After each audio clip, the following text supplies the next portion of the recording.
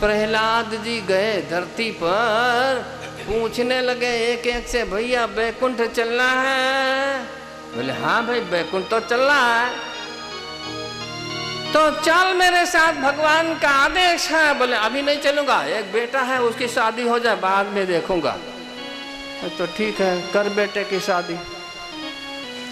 फिर दूसरे के पास गया तो बेटी बीच में आ गई, बेटे की शादी हो जाए। हाँ, फिर किसी से प्रहलाद ने पूछा, अब बोले बेटे की बेटा हो जाए बाद में उसका मुख देखकर फिर चलूंगा बैकुंठ में। ठीक है, अब इतने सबकी गिनती कहाँ तक गिनाऊं, एक लास्ट बोल देता हूँ। वो ये जो सुअर होता है भूंड, गुजराती में भूंड कहते हैं, हिंदी में सुअर कहते हैं, यह बहुत घूम रहा था उधर में। वो भूंड के पास में भी प्रहलाद गया, पूछा कि तुझे यहाँ क्या आनंद मिल रहा है? चल, भगवान ने आदेश दिया है, बैकुंठ के द्वार खोल दिए, चल परमात्मा के धाम में बैकुंठ। बोले हाँ चलूंगा, अब आप आ ही गए हो तो जरूर चलूंगा, लेकिन मैं अकेला नहीं आऊंगा, तो मेरी पलटन है बहुत बड़ी, सबको ले चलो। बोले हाँ सबको ले चलता, सबको लेकर चलो। भगवान ने बैकुंठ के द्वार खोल दिए। हाँ तब तो आऊंगा। फिर बाद में क्या कहता है, मेरा जो यहाँ खुराक है, जो हम यहाँ खाते हैं, मेरा खुराक, मेरा भोजन वहाँ मिलेगा?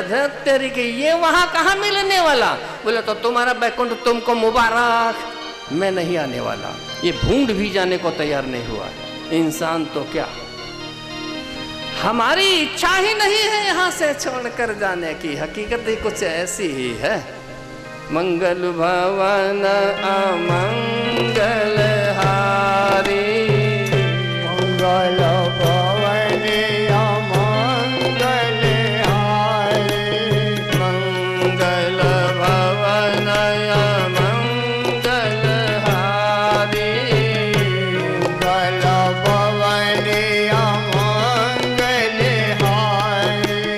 द्रवहु सो दशरथ अजीर बिहारी, द्रवहु से दशरथ अजीर बिहारी, द्रवहु सो दशरथ अजीर बिहारी, द्रवहु से दशरथ अजीर बिहारी। मंगल भवन अमंगल हारी, मंगल भवन अमंगल हारी, हे मंगल भवन अमंगल हारी। मंगल भवन अमंगल हारी, मंगल भवन अमंगल हारी, मंगल भवन अमंगल हारी। लक्ष्मण जी ने कहा, निषाद राज, मनुष्य का शरीर परमात्मा ने यदि दे ही दिया है तो उसको परमार्थ की प्राप्ति करना अनिवार्य है, इसीलिए उसको मनुष्य का शरीर मिला हुआ है। परमार्थ, हाँ बोले परमार्थ की प्राप्ति करना जरूरी होता है। यदि मनुष्य का शरीर मिला है तो निषाद राज ने पूछा, तो लक्ष्मण परमार्थ है क्या? सबसे बड़े से बड़ा परमार्थ क्या है, जिसे पाने के बाद कुछ पाने को रहता ही नहीं है, बचता ही नहीं कुछ, ऐसा परमार्थ क्या? तो लक्ष्मण जी ने कहा था, निषाद राज के सखा परमा, ये सखा परमा परमारथ ये हो, और मन क्रम बचन राम पाद में हूँ, के मन क्रम बचन। दुनिया में परमार्थ तो अनेकों प्रकार के हैं, बड़ा फायदा है उनसे भी, परमार्थ, जिसको परम परमार्थ कहते हैं, निषाद राज मन वचन कर्म से परमात्मा के चरणों में प्रेम पैदा हो जाए, सबसे बड़े से बड़ा परमार्थ यही होता है। ये परम परमार्थ कहलाता। नहीं तो परमार्थ दूसरे के हित की कोई भी कार्य करो तो वो परमार्थ ही है, लेकिन परम परमार्थ ये है जो परमात्मा से प्रेम हो जाए, उसके चरणों में मन लग जाए, ईश्वर की भक्ति में मन लग जाए, वही सबसे बड़े से बड़ा परमार्थ कहलाता है। और निषाद ये जो सो रहे हैं, ये कोई सामान्य नहीं है। तो आज मैं वो बात तुझे बताऊंगा जो एक दिन मेरी माँ ने मुझे बताया था। निषाद के राम ब्रह्म परमार्थ रूपा, ये राम ब्रह्म है, परमात्मा के साक्षात स्वरूप है, इन्हीं के चरणों में ही सारा का सारा परमार्थ रखा हुआ है।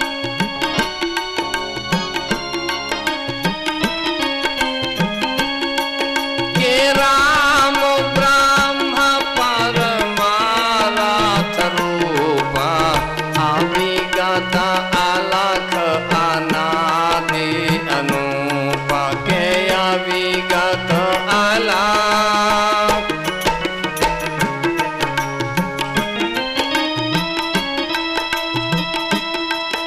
ब्रह्म है ये, इन्हीं के चरणों में सारा परमार्थ है।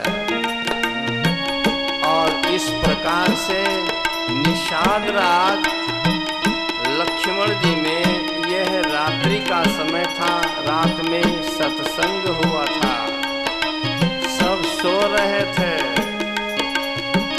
बस लक्ष्मण जी जाग रहे, निषाद राज जाग रहे, दो में सत्संग हो रहा था। उसमें जो चारों तरफ से गांव के लोग चौकी में बैठे थे, वो गंगा घाट वाला केवट भी वहीं बैठा बैठा चुपचाप ये सत्संग सुनता था। उस सत्संग से उसने ये दो बातें पकड़ लिया। एक बात ये पकड़ा कि मनुष्य का शरीर मिला है तो परमार्थ की प्राप्ति करना जरूरी है, और दूसरी बात ये पकड़ लिया कि राम ब्रह्म है, इनके चरणों में ही सारा का सारा परमार्थ रखा हुआ है। ये दो बातें पकड़ लिया, इसलिए सोच रहा था अगर इनके चरण धोने को मिल जाए तो ये सारा का सारा परमार्थ मुझे ही मिल जाएगा। लेकिन ये संभव कैसे होगा? फिर सोचा यदि मेरी नाव में बैठने को तैयार हो जाएंगे तो ये लाभ मुझे मिल सकता, लेकिन मेरी नाव में बैठेंगे कैसे? निषाद राज बैठने ही नहीं देगा। निर्णय नहीं कर पाया तो दौड़ा दौड़ा घर गया, पत्नी के पास जाके रो पड़ा, बोले आज यदि ये लाभ नहीं मिला तो मेरा जीना बेकार हो गया। पत्नी ने फिर उनको युक्ति सिखाया था। पत्नी ने कहा था तुमको याद नहीं है, एक बार अपने गांव का राजा निषाद जंगल में शिकार करने के लिए जब वो गए थे, उनको प्यास लगी थी, आपने उनको पानी पिलाया था, उस समय मांगने को कहा था, उस समय आपने कुछ मांगा नहीं था। आज जाओ ना उनसे एक वरदान मांग लो। क्या मांगो? तुमको इस बात का पता है कि राम जी रुकने वाले नहीं, आज ही गंगा पार जाने वाले? बोले हाँ ये तो मुझे पता है, रुकेंगे ही नहीं, आज जाएंगे ही। तो निषाद राज से ये वरदान मांग लो कि आज सुबह से शाम तक कोई भी नाविक नाव लेकर के गंगा घाट पर नहीं जाए, अकेली मेरी नाव रहेगी। ऐसे पूरे गांव में ढोल पिटा के जाहिरात करा दे, तो दूसरी नावें जब आएंगी ही नहीं तो बैठेंगे कैसे दूसरी नाव में? गरज होगी तो तुम्हारी नाव में बैठेंगे, और जब तुम्हारी नाव में बैठने को तैयार हो जाएंगे तो पहले चरण ही उनके धो लेना, शर्त कर लेना ऐसी, चरण धोना बाद में नाव में बिठाना, ये लाभ मिल जाएगा। पत्नी ने ऐसी युक्ति बता दिया। तो इसीलिए आज सुबह से कोई भी नाविक नाव लेकर गंगा घाट पर नहीं जा सका। निषाद राज ने पूरे गांव में ढोल पिटा के जाहरात करा दिया, कोई भी नाविक नाव लेकर गंगा घाट पर नहीं जाएगा, अकेली वो केवट की नाव रहेगी। वो गांव का राजा है, इसलिए उसकी आज्ञा का पालन हर किसी को करना पड़ा, कोई नहीं जा सका। वो अकेली नाव लेकर के करा है, लेकिन उसे पता है आज पूरे दिन इनको दूसरी नाव मिलने वाली है ही नहीं, तो इसलिए इस किनारे पर नहीं, वो उस किनारे पर नाव लेकर जाकर खड़ा हुआ। सोच रहा था गरज होगी, बुलाएंगे तब जाऊंगा, दिन भर दूसरी मिलने वाली तो है ही नहीं, गरज होगी तो हम कब बुलाएंगे। और इधर भगवान श्री राम, जो राम नाम गुण गाएगा जीवन में बड़ा सुख पाएगा। जो राम नाम गुण गाएगा जीवन में बड़ा सुख पाएगा। जो राम नाम गुण गाएगा जीवन में बड़ा सुख पाएगा। जो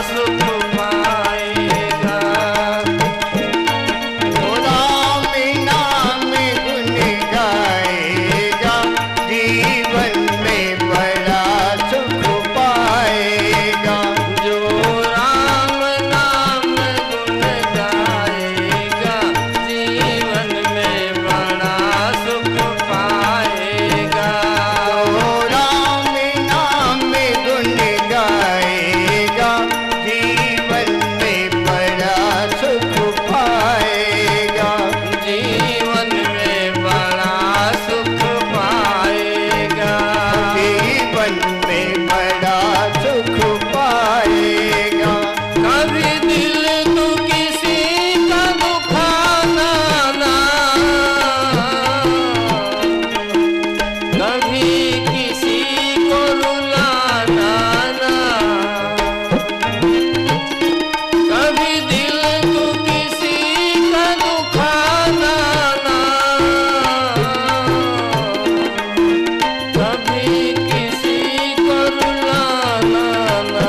जो रोते को तू हंसाएगा, जीवन में बड़ा सुख पाएगा। जो रोते को तू हंसाएगा, जीवन में बड़ा सुख पाएगा। ओ राम नाम गुन गाएगा, जीवन में बड़ा सुख पाएगा। जो राम नाम गुण गाएगा, जीवन में बड़ा सुख पाएगा। ओ राम नाम गुन गाएगा, जीवन में बड़ा सुख पाएगा। जीवन में बड़ा सुख पाएगा। जीवन में बड़ा सुख पाएगा। जीवन में बड़ा सुख पाएगा। जीवन में बड़ा सुख पाएगा। और वहाँ से भगवान श्री, हाँ तो बोलना बोल भवन अमंगल हारी, मंगल अमंगल भवन अमंगल हारी, भवन मंगल द्रवहु सो दशरथ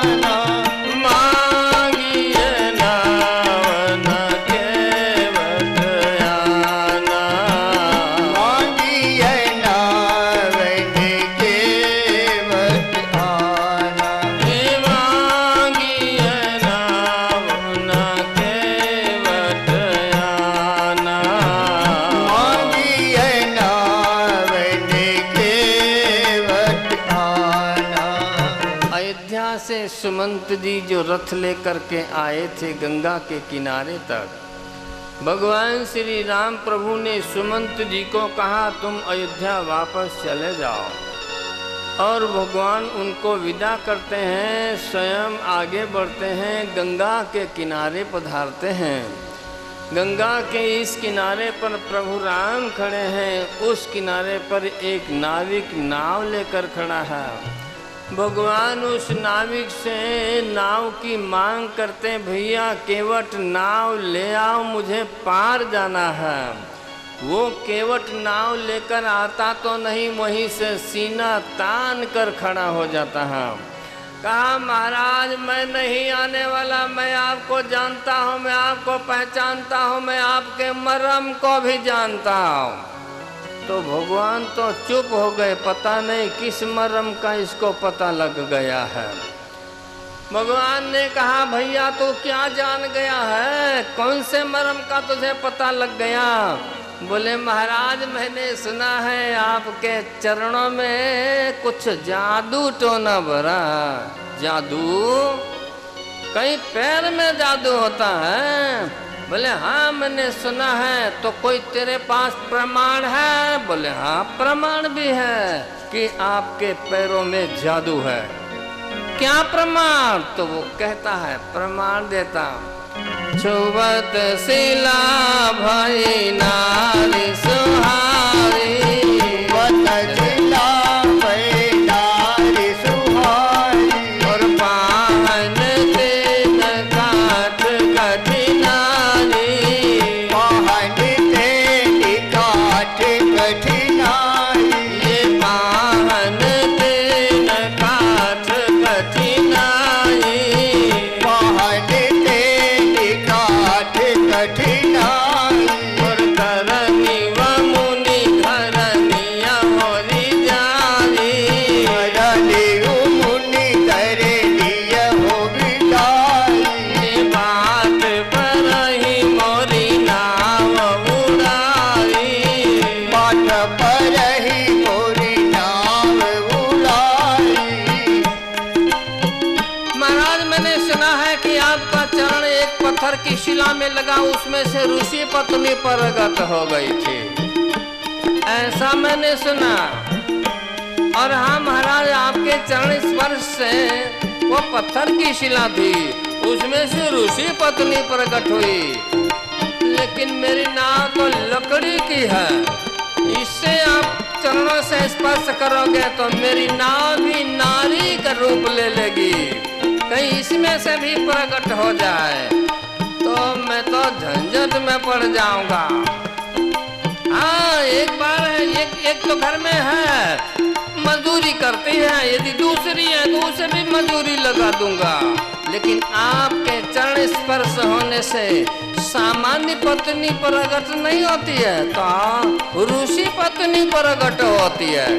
और ऋषि पत्नी तो हमारी झोपड़ी में रहेगी भी नहीं, उसके लिए दूसरी झोपड़ी बनवाना पड़ेगा, सीधा सामग्री देना पड़ेगा, और वो भी वो तपस्विनी है तो सीधा सामग्री ऐसा स्वीकार नहीं करेगी, पानी का छींटा लगाएगी, बाद में स्वीकारेगी, उसमें भी कहीं मेरे से थोड़ी बहुत भूल हो जाएगी तो हमको शराब दे देगी। मैं ये परेशानी नहीं लेना चाहता, इसलिए मुझे डर लगता है कहीं मेरी नाव नारी का रूप ले ले तो मेरा तो धंधा ही बंद हो जाए। दूसरा धंधा मुझे आता भी नहीं है, एक ही धंधा है मेरे पास। क्या? वो कहता है मेरे घाट पर जो भी आ जाए मैं उसे पार उतारता हूँ, आज तक किसी को डुबाया नहीं हूँ महाराज। डुबाने वाला काम मेरा नहीं, मेरा काम तारने वाला है। मेरे घाट पर आ गया उसे जरूर पार करूंगा, और यदि नाव नारी का रूप ले ले तो ये तारने वाला धंधा भी मेरा बंद हो जाएगा, फिर मैं करूँगा। दूसरा कोई धंधा मैंने सीखा भी नहीं है, घर में छोटे छोटे बच्चे हैं, धंधा होगा नहीं, भूखे मर जाएंगे।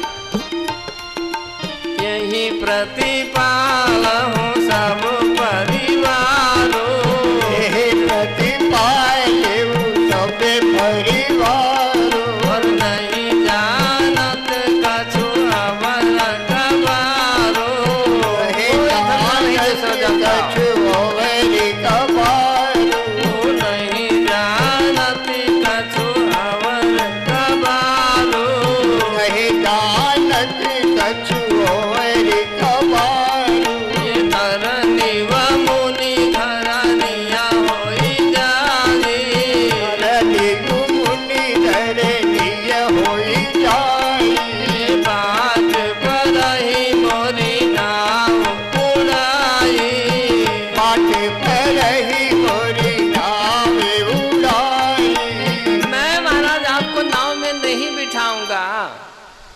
डर लगता है मुझे। हाँ, यदि आपको पार जाना ही है, कोई जरूरी काम है, जाना ही है, तो एक युक्ति है। क्या? वैसे तो युक्ति ये है, पार ही जाना है तो मुझे आपके चरणों पर ही शंका है। चरण राज आपकी वो कमाल करती है, इसलिए पहले चरण धुला लो। मैं आपके चरण धुलूंगा, मेरी शंका का समाधान हो जाएगा, फिर मैं आपको नाव में बिठा करके और पार कर दूंगा। कदाचि आप चरण नहीं धुलाना चाहते हैं और पार भी जाना चाहते हैं, तो एक दूसरी भी युक्ति है। क्या?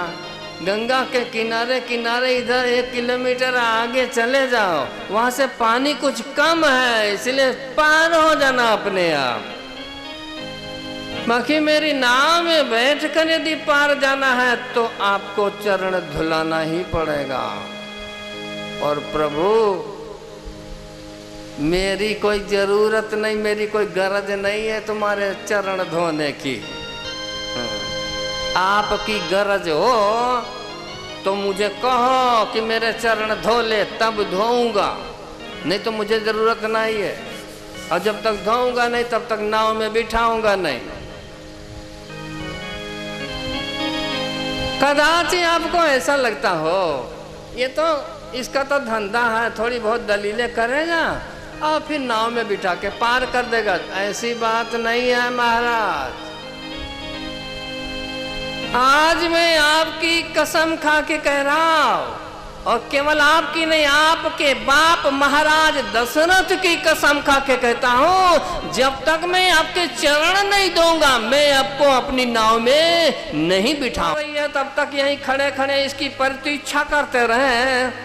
भगवान ने कहा भैया इसकी इच्छा है तो पूरी कर लेने दे। कहा जा लिवाला जा। केवट दौड़ता दौड़ता गया पत्नी के पास और कहा चाओ तेरी बात सच निकली। तू कहती थी ना परमात्मा प्रेम के भूखे हैं पदार्थ के नहीं। सच है तेरी बात। भगवान मेरी नाव में बैठने को तैयार हो गए। चाल अपने दोनों मिलकर भगवान के चरण धोएंगे। पत्नी भी बहुत खुश हुई लेकिन फिर दुखी भी हो गई। क्यों? क्योंकि घर में कोई साबुत पात्र ही नहीं था। भगवान के चरण किस में धोएंगे? थाली कटोरा तो बड़ा था ही नहीं, कुछ गरीब था। भक्तों की ऐसे ही हालत होती।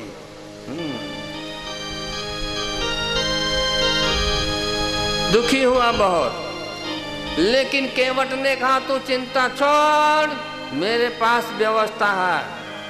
व्यवस्था है? बोले हाँ। नाव में जब पानी भर जाता है तो नाव से पानी बाहर निकालने वाला लकड़ी का कथरोट है।